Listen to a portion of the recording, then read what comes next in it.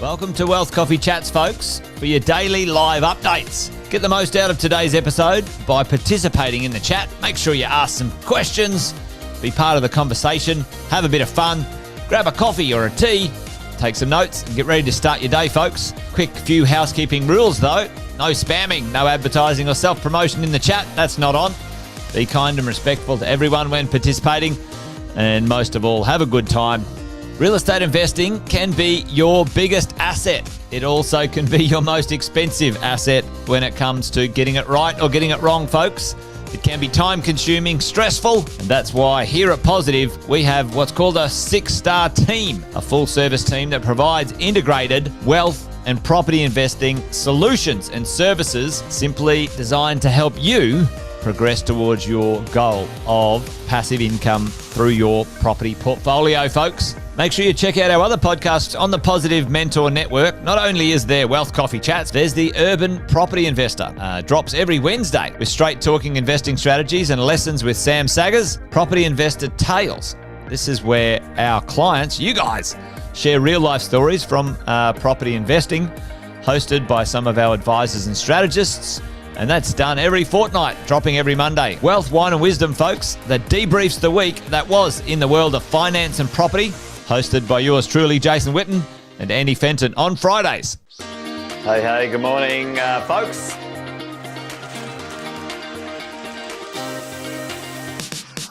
Good morning, everybody. Welcome to another Wealth Coffee Chat. Hope you're well, folks, wherever you are. There it is, team. Morning. Morning, wherever you're tuning in from today. Early bird gets the worm, they say. Here at Positive, we offer a 6-star team. It's a team that help you at every stage of your wealth creation journey.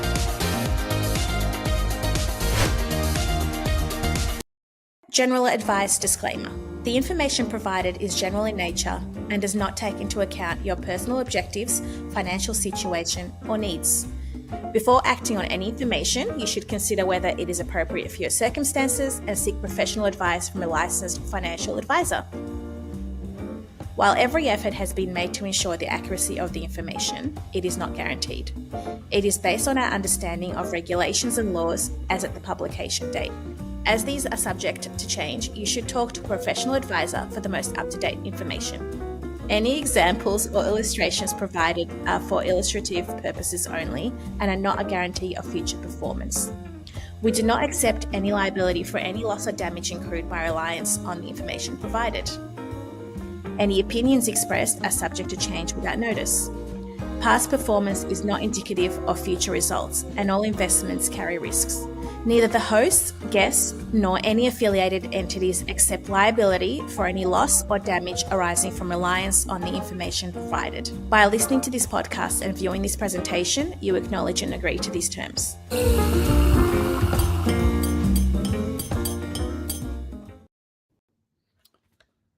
Good morning, everyone. Welcome to another episode of Wealth Coffee Chats. It's myself here, Alex, from the financial planning team. And as you can see, I'm in a slightly different setting today.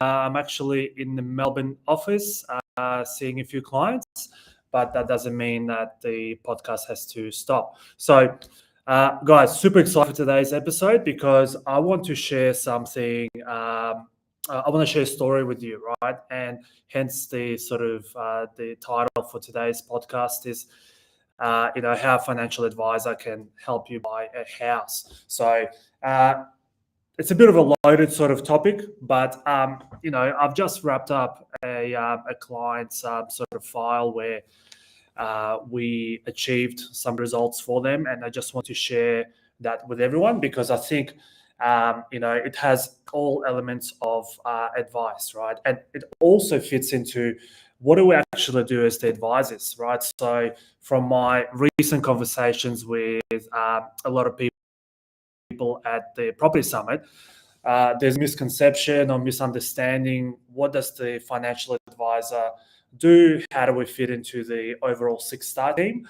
So I thought, the best way to explain this and show the value that we can potentially bring to you and your team is by going through a live example that I went through with a new client and give you sort of points during this execution where we've added value. So let me paint the picture, right?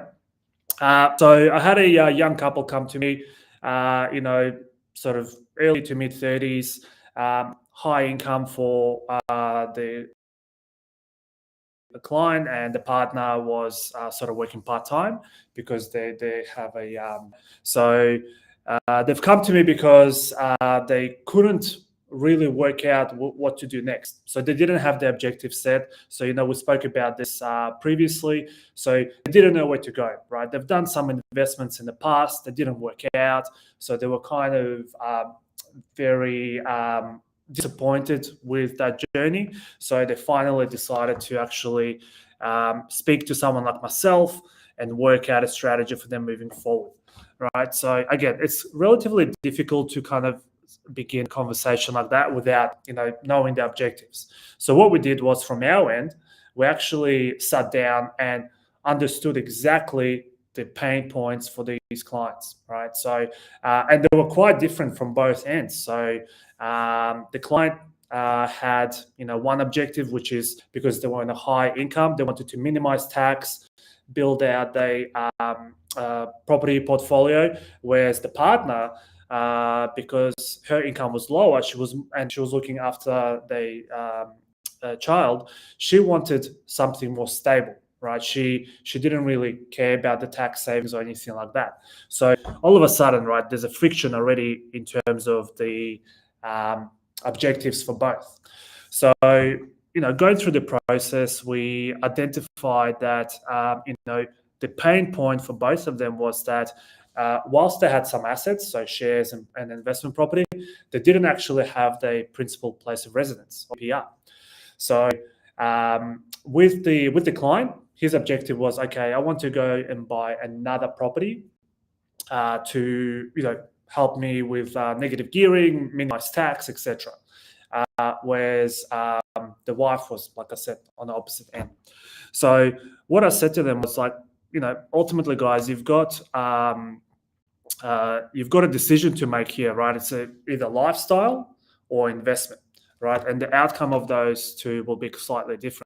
So from our end, what we did for them, for these particular clients, we actually mapped out two different situations around if they go down the principal place of residence purchase and a second investment property purchase, right? Because on one end, it will assist quite a lot in terms of tax, and on the other end, it will provide a lifestyle asset where they can, where they can have a security of the property. No one is going to be evicting them, but it's not going to generate income or any tax benefits to them, right? So obviously, down the track, if they sold it, then no capital gains on the back of that. So, with these particular clients, what I noticed was that they had a lot of fatigue around decision making. And one thing that they told me at the beginning of our meeting, that they're very bad at making decisions, as in, they might have option A, option B, and they just cannot decide which option to go with. That was just them. And one of the things I said is that, look,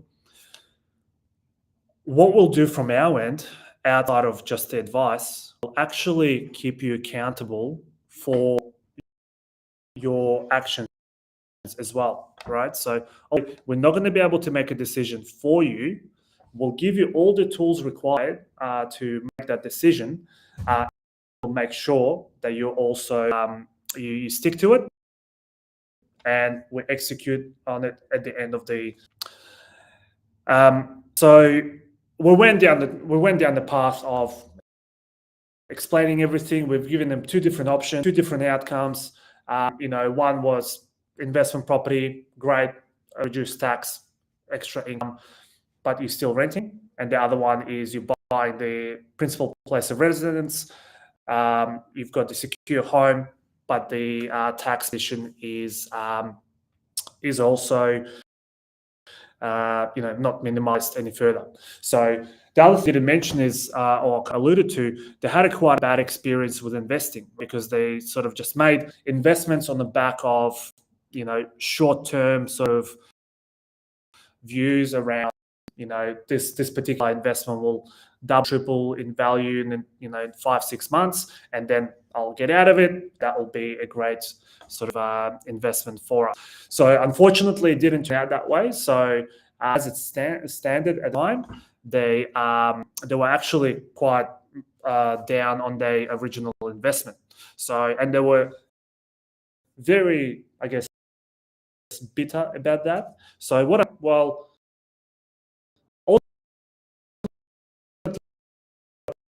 you can either dwell the things that may or may not have worked in the past, or we can utilize that to our advantage. That I was referring to is the trade-off between the investment property that they have, which was, again, to give you an idea, it was an older sort of property. All the depreciation has been exercised.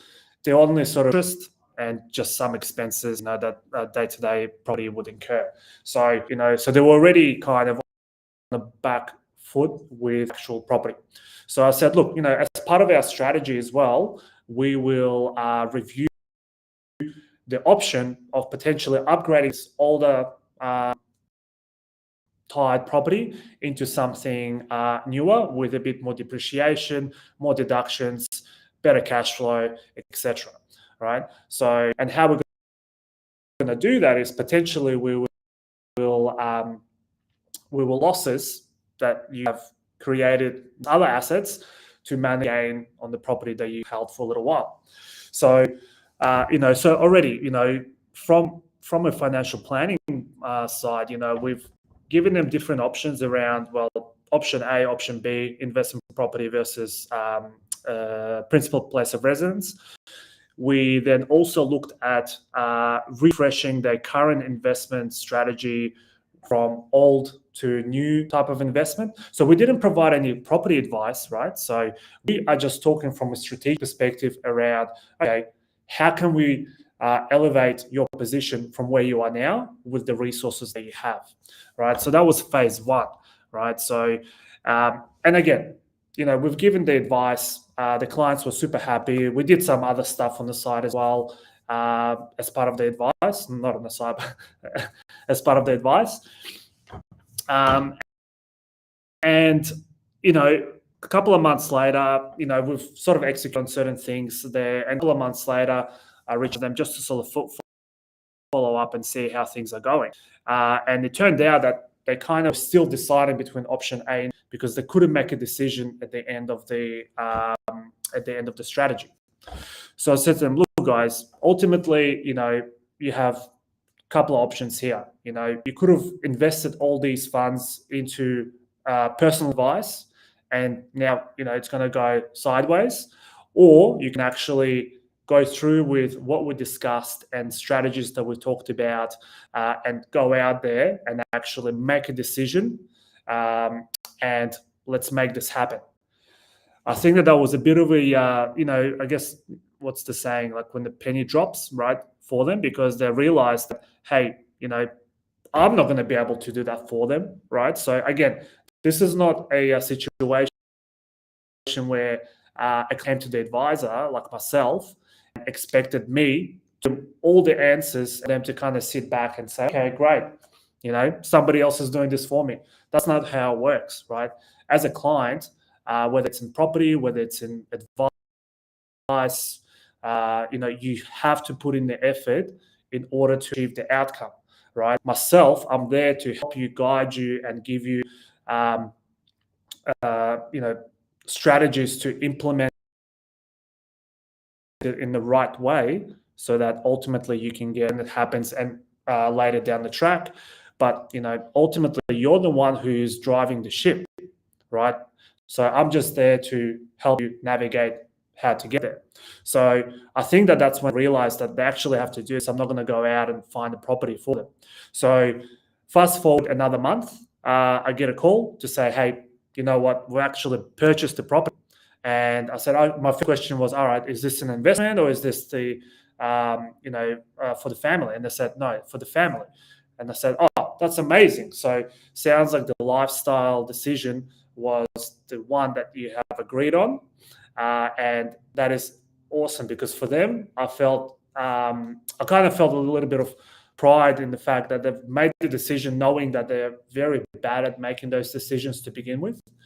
And secondly, is that now they've got a secure home for them and the family because, like I said, they do have a young child, and they were kind of getting bothered by moving around different sort of rental properties. So, I think the key here is that you need to understand our role as an advisor in your strategic sort of advice. It's not to actually go out and it is for us to make those decisions and then execute on them with your partner or by yourself, and have other sort of professionals around you to guide you through it.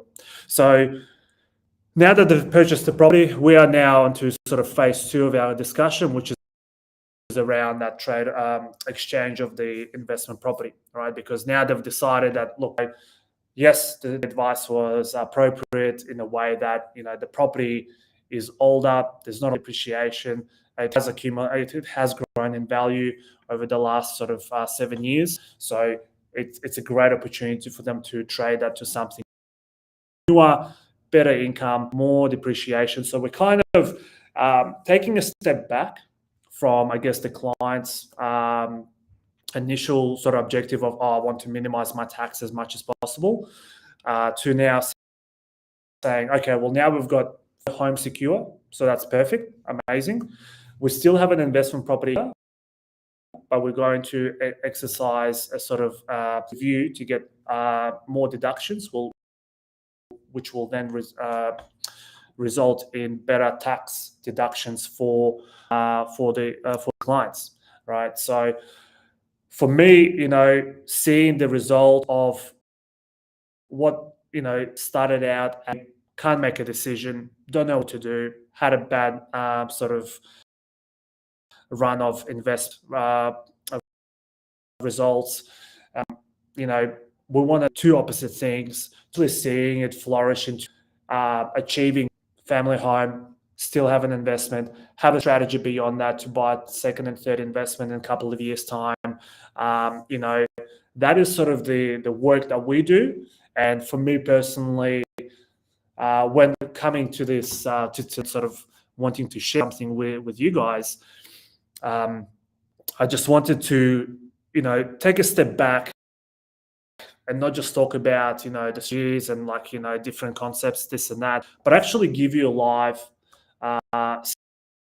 scenario as to can be achieved, what sort of advice will work with.